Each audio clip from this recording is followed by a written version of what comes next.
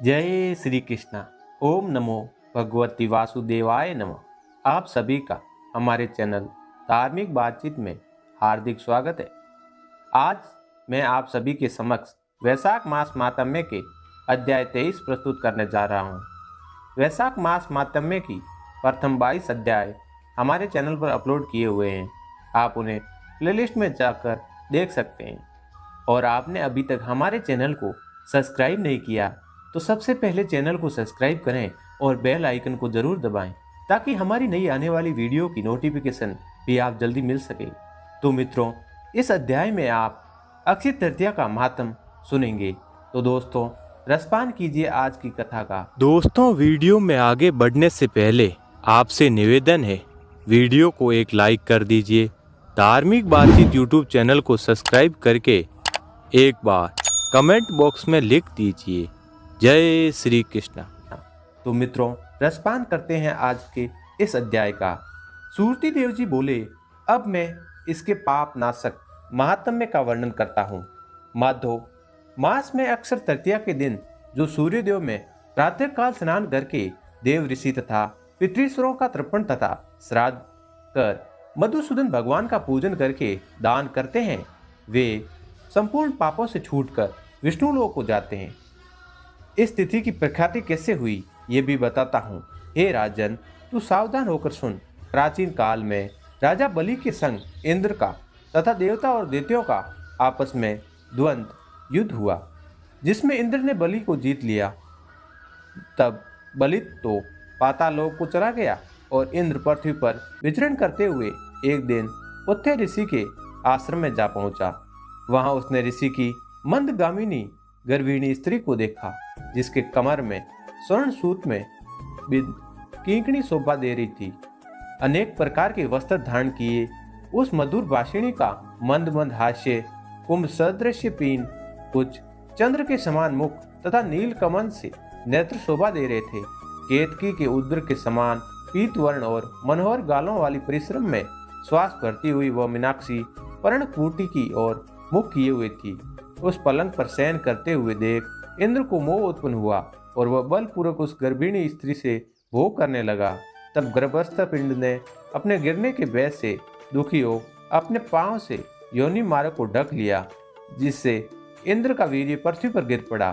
तब इंद्र ने मोह, क्रोध और रोष के मारे लाल नेत्र करके गर्भस्थ शिशु को श्राप दिया कि हे दुर्बुद्धे, तूने पांव से योनि मार्ग को रोका है, इससे तू जन्मांध होगा।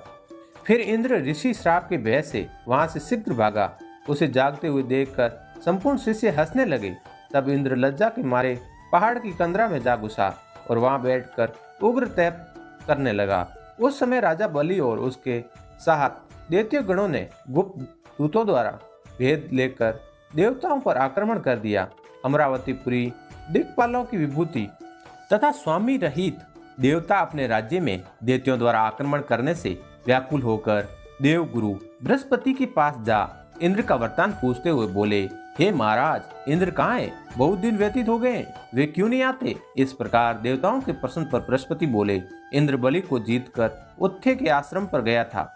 वहां उसकी गर्भिणी स्त्री से बलपूर्वक संभोग करने से शिष्यों द्वारा निंदित होकर लज्जा के मार्ग सरोग में न आकर पर्वत की गुफा में घुस गया है और वहीं पर सच्ची सहित निवास कर अपने किए हुए कर्म पर चिंता कर रहा है। बृहस्पति के ऐसा कहने पर अग्नि आदि सब देवता इंद्र को ढूंढते हुए उस कंदरा में जा पहुंचे। वहां उसकी प्रशंसा तथा नमस्कार करके इस प्रकार कहने लगे, हे इंद्र, तुम्हारे बिना स्थान भ्रष्ट होने से दैत्यों ने हमको बड़ा क्लेश दे रखा है। तुम चलकर शत्रुओं का दमन करो। ऐसी स्तुति सुन इंद्र गुफा से बाहर आया, पर लज्जा के मारे कुछ कह नहीं सका। तब बृहस्पति जी बोले, हे इंद्र, तू शंका अथवा सोच मत कर। संपूर्ण जगत कर्माधीन है। तुमको ये दुख प्रारब्ध से मिला है।